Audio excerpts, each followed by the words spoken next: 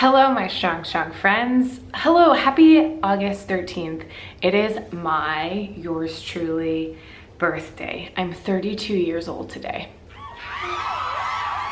So I wanted to do a 32 questions. You guys asked me questions on my YouTube community page. I grabbed some from Instagram as well. And I just wanted to answer some questions about me so that I can take this weekend off and not be editing a crazy video. First of all, thanks so much for all the love on Buff Check Barbell. We're so excited. Back to my birthday announcement. We do a my birthday sale every August 13th. So if you're Stronger by the Day member or have been interested in trying Stronger by the Day on August 13th, you can get it for $60 for the annual membership. I think it ends up being like almost $5 a month for the program. It's $20 off the regular annual membership, which is usually $80. So a huge sale there. A lot of people take advantage of that one. And then also Strong Supply will have 40% off all apparel, including our newest design, the Stronger Than Ever, which is obviously the mural that we have in Buff Check Barbell, the Stronger Than Ever design. I did not design this. I directed the design and it was my idea, but I'm not this talented. Anyway, let's get into your questions. Thank you all for submitting them. First question, Dwight asks, hey Meg, how has your attitude towards training changed through the years, especially with a company on the side, living in different cities, and with YouTube?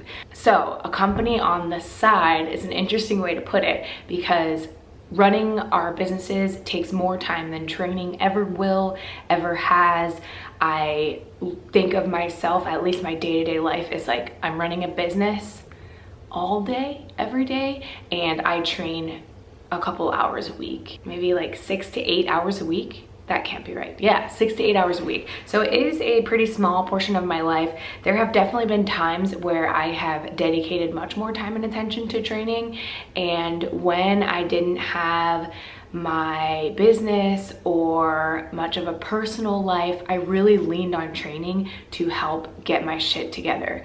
So I think the linear progression of lifting really helps illuminate how working towards something and slowly getting better every day can really just help in the rest of your life, if that makes sense. So overall, it's just become less important as I've gotten busier with other things and more interested in other things. I still love training, but my attitude towards it isn't as diehard as it has been in other times in my life. Veronica asks, what was a pivotal moment when you realized fitness was your life? What is the answer to that question? I don't think there was a pivotal moment per se. Making a career for myself in the fitness industry, however, was a very slow burn. It was a very slow process to getting to that point. So I can't say there was a huge pivotal moment. I've always been interested in athletics and was very much so involved in sports and fitness and moving my body up until my junior year of college, or actually after my senior year of college, whenever I stopped competitive sports. Christine asks, I'm 5 years younger than you. At 27, did you see yourself with a successful business in 5 years' time? No, not at all. 100% I was on a different career trajectory at 27, and at that age, so 5 years ago, was about the time Ryan and I were getting serious. We were maybe about to move to New York, and I was trying really hard at that time to break out onto YouTube and get more involved with social media, and I was slowly starting to do that. I didn't really have any true business success, I would say, up until when Stronger by the Day became a thing. So I was working a lot before I actually had true financial freedom, where I was making a profitable business to where I could start hiring people and working with more people and then starting to grow. Even after we came out with Stronger by the Day, we weren't even paying Ryan until like a year ago. No, I definitely didn't see myself with that successful business, but I did have something within me that I always knew I would be successful. Do you know what I mean? Ellie asks, have you ever been stuck in a rut or had to take a break from fitness for a period of time? If so, how have you managed to push through it and get back into the gym? Yes, 100%. About a year ago now, I had a miscarriage, and after that, I was just so upset and confused. Whenever I found out I was pregnant, it was really inspiring for me to, it's like I had this new responsibility, like I have to be strong for someone else now, I have to be healthy for someone else now. And so I was really interested in improving my cardio and doing more general health things. I was like reaching for foods that were just more goal aligned with someone who was like interested in eating nutrient dense foods, if you know what I mean. So I was really inspired whenever I first learned that I was pregnant. And then whenever I miscarried, I had the response of like, what's the point? You know, what's the point of anything anymore? So I've been there for sure. And I took a legit break from any kind of program. I stepped away from it all and just took that time to work on what I was going through at that time. So I think it is okay to take some time away from the gym if other things in your life are telling you that you need to do that. And I just gave myself time. I think that's the important thing, that if you're stuck in a rut, you should give yourself time to figure out where to move next and to work through anything else that's going on in your life. I know that's a kind of specific example to where outward things were frustrating me or making me upset, but I hope that helps you. Joseph asks, are you spiritual or religious? Do you believe in a higher being? No, I'm not personally. In the past, I have been not spiritual and also judgmental for other people who were, or just couldn't see their side.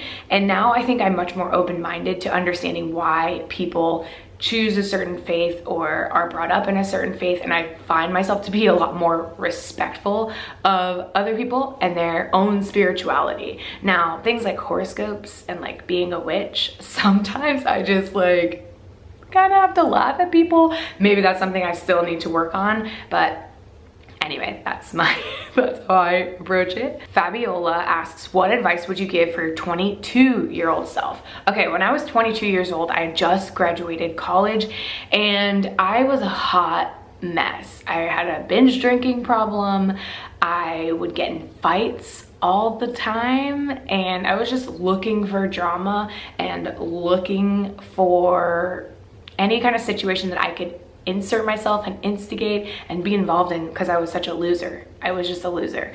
And I know I've talked about this before, but if I could go back, I would say no one owes you anything. Because I think that's why I had such a chip on my shoulder, because I felt like I had this hard life growing up and people owed me things. Like, you don't understand me, that's why I am the way I am. And I was just stubborn and had something to prove to people, and I wish I could go back and change some of those things, because I was just such a little jerk off. You know what I mean? Like, I wish I could go back and say like, no one owes you anything, and to get the chip off my shoulder so that I could build better relationships and just overall be a better person. What do you hope to be doing at age 42? I have this written down somewhere, but basically I hope to have a life to where I can work 40 hours a week and not so much overtime, and also find a way, so hopefully I'll have kids by then, find a way so that my kids can be a part of my business in some way, and that they're always welcome to be around the business and know our team, and like our family part of it is like we're business owners and this is what we do. I think that's a really interesting environment for kids to grow up in, because they can learn responsibility, they can see what alternative careers look like. So yeah, I hope to still own my businesses and have a family and have enough time and a team behind me so that I don't have to work as much as I am working right now. And same thing for Ryan. Ryan 100% works longer hours than I do. But basically kind of more the same, just with kids and a little bit less work, at least in the time commitment area. This question is, what keeps you positive? You seem like you have such an infectious and uplifting energy. For the most part, I'm a positive person, but I will say I get into something I like to call a shame spiral sometimes. So I'm the complete opposite of that at certain times. I usually don't get on Instagram or YouTube when I'm in a shame spiral, so you guys will never see that. I have started to see a therapist to kind of address that, but I overall enjoy life. But I will say, you know, I don't want to be on YouTube like the most boring person on earth. I usually, you know, I'm doing it when I'm in a good mood or when I'm talking about something that I'm excited about. So keep that in mind when you're like kind of judging or looking at my personality. It's not always like this. You know, I think even in this video I'm a little lower energy. I don't always have an uplifting energy. What does a normal day in your life look like? Usually I wake up, get ready, and I go to work. I train 3 or 4 days a week, and I honestly, a normal day for me is like sitting at my desk. It's pretty boring, I know. At 32, do you feel accomplished? I think so. I am a very goal-oriented person. For me, success has always been defined as money and meeting financial goals. And I think that's because I grew up really poor. So, you know, my level of priorities was to not be poor, and I was always striving to not be poor. So I feel like I've accomplished some financial success. By no means have I accomplished financial success so that I never have to work a day in my life. I mean, that would be kind of cool, I guess. But I feel accomplished in some ways, but I also realize that there's so much more work for me to do. And I have big goals of building a bigger team. I have goals of starting another business. And yeah, I'm just always looking forward to the next thing. A bad part of that is that I don't often take time to celebrate my wins, which I think is a character flaw of mine, and I have a hard time appreciating the things that I have achieved. I don't know. So yes, in ways I feel accomplished. There's big things in my life that I still want to do, so I guess no. Also, I don't feel like my work is done. You know what I mean? Are you nervous to have kids in your 30s? No, I don't think so. I would be far more nervous to have kids in my 20s. So no, I'm not. What is one of your greatest accomplishments? 100%. My greatest accomplishment is my relationship with Ryan. How did you and Ryan meet? We met at the gym, of course, Balance Gym in Washington, D.C. We started as friends, and then I took him out to a little restaurant called Sweet Green, and he fell in love with me. What can I say? When or how did you know that you were successful enough to work for yourself full time? This is simple to answer. I had a full-time job. If you guys remember, in Washington, D.C. and New York City when I lived there, I had a full-time job, and part-time I was doing YouTube, and I started a coaching business, Strong Friends, and slowly those started gaining momentum, and I didn't quit my full-time job until I had replaced my income with my business. I also was doing some graphic design work on the side, so I was freelancing as a designer for a good year or 2 years after I had started my business. So I kind of had 3 jobs that I was juggling all at the same time. Basically had no life, no social life, but it did gain me financial freedom and the start of a business that has paid dividends. It's not an exciting thing, but... Did you think you would end up where you are in your 30s? Yeah, I think so. I always knew I was going to be famous. When I was younger, I knew I was going to be famous, and that was a fact in my brain. Now, that goal and dream started to die after, during my time in college, because the dream just died. I think I experienced too much adversity, where I was used to being the star standout, and then when I went to college, that just really wasn't the case. So that dream died for a moment, and then it wasn't until I started a YouTube channel that I was like, oh, this is the way to achieve my childhood dream. And look, I did. Not saying I'm famous in the traditional sense, what I originally thought I would be famous for, but that dream stayed alive. So I definitely am living the life that a younger version of me thought I would, but the 20-year-old to 25-year-old version of me probably didn't think that I would be living this life. Oh, I think I already answered that question, so it might not be 32 questions. Do you ever get nervous before big lifts or knowing that a set will be hard? Yes, 100%. The other day I was trying to go for an overhead press PR and I failed it 3 different times because something was just going on in my head that didn't add up technique-wise. I don't know what it was, but something was going on. So I definitely still get nervous. I think having a good practice of self-talk before your lifts will be helpful for anyone struggling with what's going on in their head before big lifts. What are your top 3 goals for the upcoming year? Pass my CSCS exam, start a new business, and also I'm working on another program for complete beginners called Before the Barbell. It's going to be released pretty soon, hopefully by the end of summer, and my big goal is to finish that. So we're working on it, we're almost done. Advice for saving for a house: get another job, focus on making more money rather than focusing on saving. You won't have any more time to spend your money, so just get another job. That might be terrible advice, but that's kind of what I did. What is life like after age 30? Does life stop after 25? That is so depressing. That is the most depressing thing I've ever been asked. Absolutely not. Life doesn't stop after 25. I think we're ingrained, we're taught to value youth and beauty over so many other things that life is about, and that's such a vapid existence. And I know because I lived that life for a very long time, and the only thing that I thought I had to offer was looking pretty or being young, and yeah, it's kind of a boring life. So absolutely not. I feel like you get older, wiser, and you know yourself a little bit more. People say this all the time, but it's true. You start to understand what to waste your time on, things that you actually want to waste your time on, and you don't waste your time with people and things that you don't want to be doing. How does Ryan help you run your business? Ryan is basically like the chief of operations. He's almost like my boss because he tells me a lot of times what's going on in the company, what we need to be promoting. I'm more on the marketing and creative side.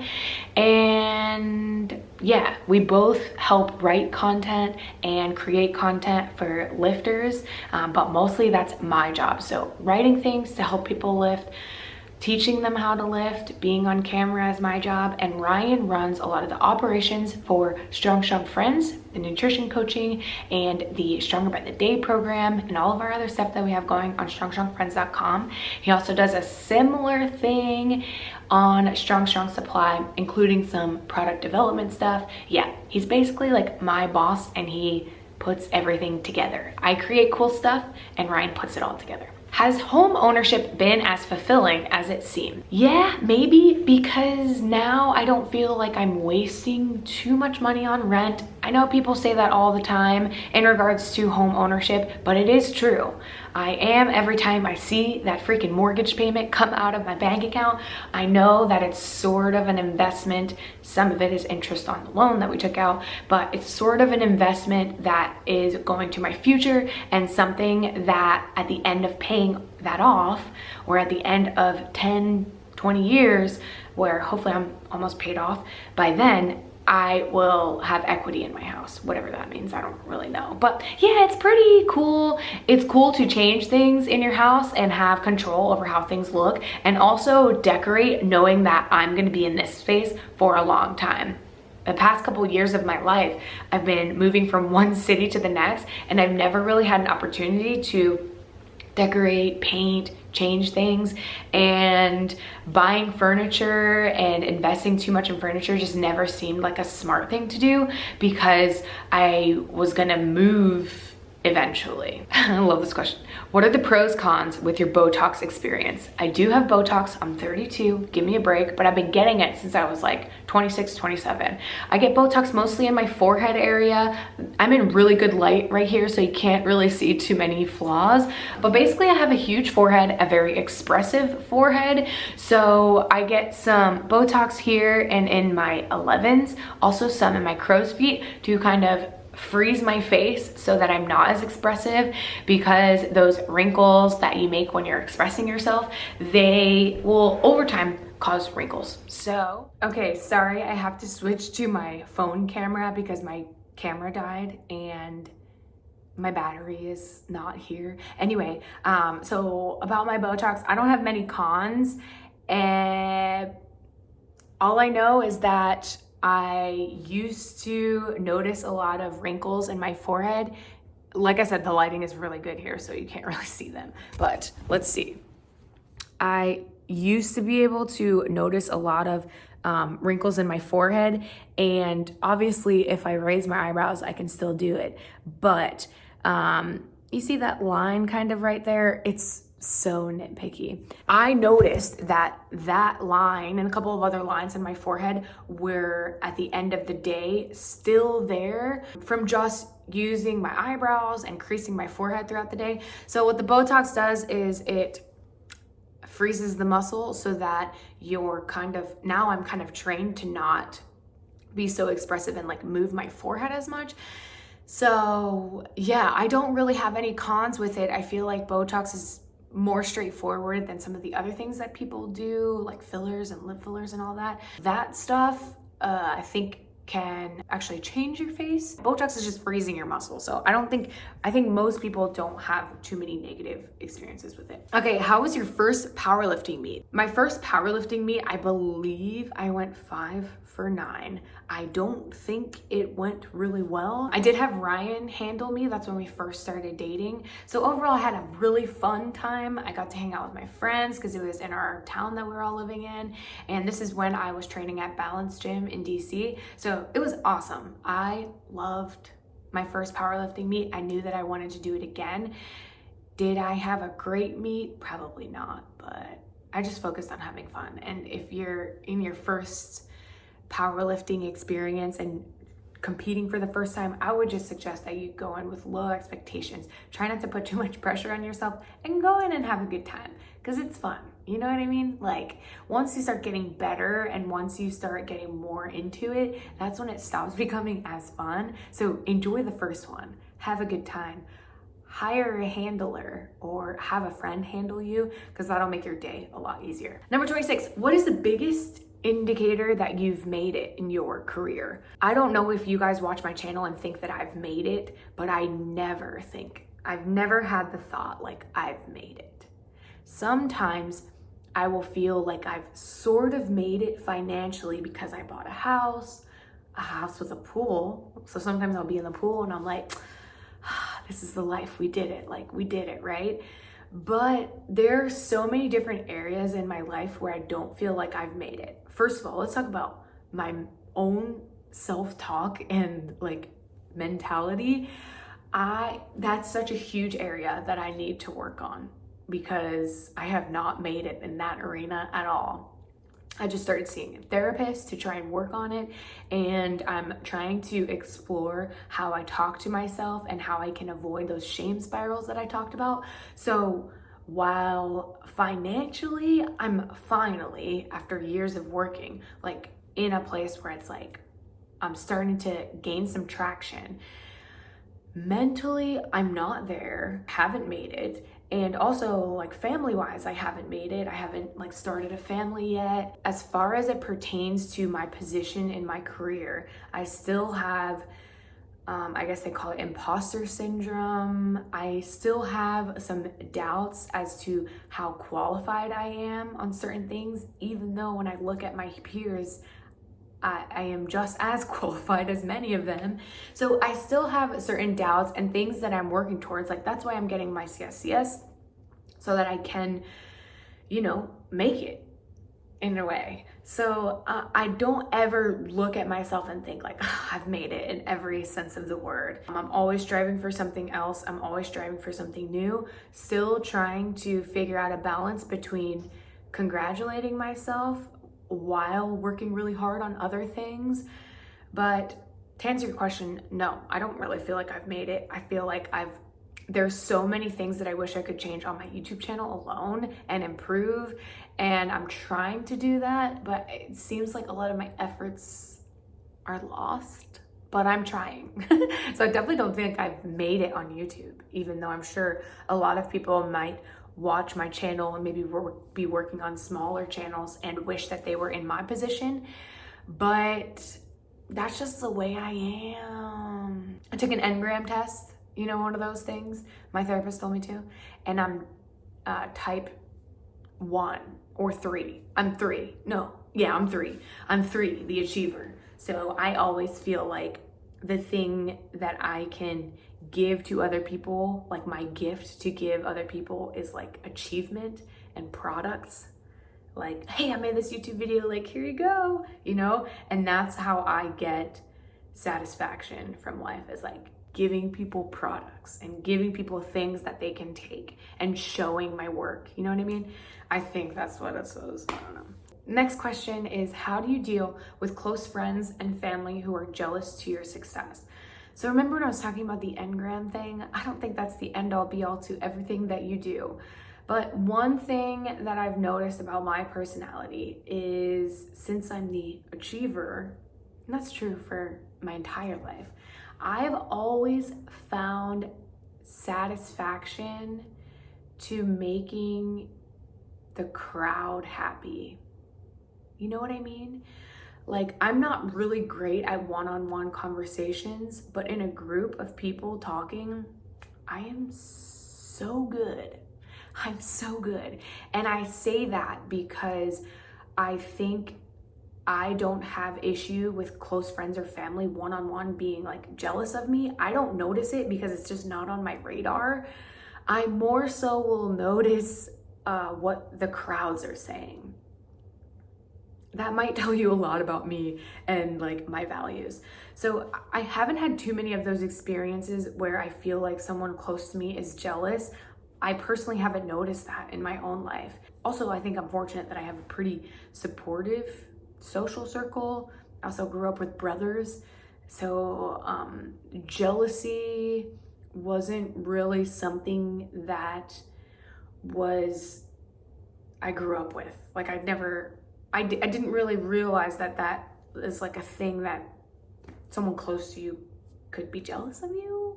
Does that make sense? So I'm sorry, I don't really have an answer. That was the longest way to explain, try to answer your question, to say I don't know how to answer it. I haven't really had to deal with it. Are you planning to do anything with the backyard of Buff Chick Barbell? Oh my God, great question. When we first moved in, I showed everyone the backyard, and that was sort of a reason for us moving into that specific place. And the backyard is pretty big. Hopefully one day we can do something with it. But I think right now we're gonna put that idea on pause until next year. We're still waiting on some more equipment. So there's just trash in the backyard, and we're gonna hire some trash removal people to come pick everything up whenever all of the equipment is in there. And then by that time, the backyard will be cleared out and we'll kind of go from there. No definite plans right now, but maybe next year it's something that we'll revisit. Number 29, how can you tell if a dream is unrealistic? I don't think there is a way to tell. Here's the thing. I told you guys that when I was very young, I knew I was gonna be famous. It's not I thought I was gonna be famous, I knew 100% I'm gonna be famous. Now, I thought I was gonna be famous by being Ariana Grande, a singer. And I'm okay at singing, I'm all right. I can hold a note, but I am no Mariah Carey. So anyway, I knew I was gonna be famous, and now look at me. I'm not famous, but kind of I am. So I think when I was younger, maybe people would hear that dream, I'm gonna be a famous singer, XYZ, whatever, and think, maybe I should have a backup plan. It's kind of unrealistic. Not that anyone literally told me that, but after I started to get a little more cynical, I thought, what a dumb dream. But look at me now, you know what I mean? In a roundabout way, I achieved that dream almost exactly. Once you start working on your dream or unrealistic goal, once you create a plan, that goal will start to shift and just become more clear. Because my I want to be famous dream didn't actually start to come true or make sense to me or anyone else until I started working on something. I don't think any dream is unrealistic. I just think you need to start working at it and come up with a plan and just work, like maybe for years or decades, just work at it. And then that unrealistic vision or dream will either happen or it will start to make more sense for you and your life and what you really want and what is possible for you. Am I doing a bad job at answering these questions? Who knows? Are you doing anything special for your birthday? So yes, I'm recording this on Monday before my birthday. It's not actually my birthday. It's not a real live show. Ryan and I are not really traveling. We're not trying to travel or go anywhere, go to the airport, you know?